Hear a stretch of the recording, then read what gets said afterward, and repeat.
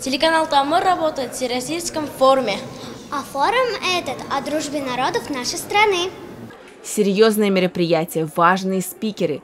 Ну а наши ребята решили внести сюда нотку веселья. В Уфимский конгресс-холл Таратау съехались руководители крупных общественных организаций со всей страны.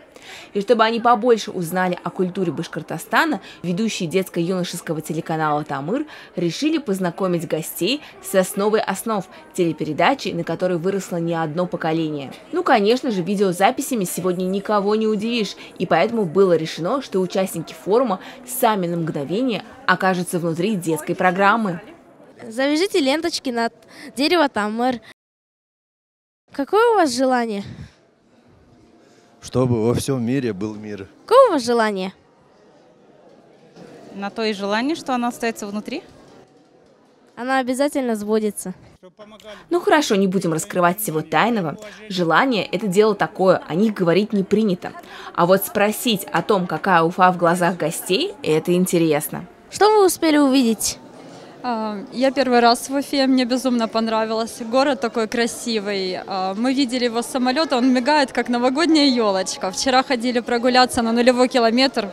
Безумно красивое место, но я еще не во всех местах была. Надеюсь, еще где-то побывать в красивых местах. Участники форума много говорили и общались на тему дружбы народов. Хоть в школе нет такого предмета дружба, но вот во взрослой жизни умения дружить очень сильно пригождаются. Что вы узнали нового в форуме?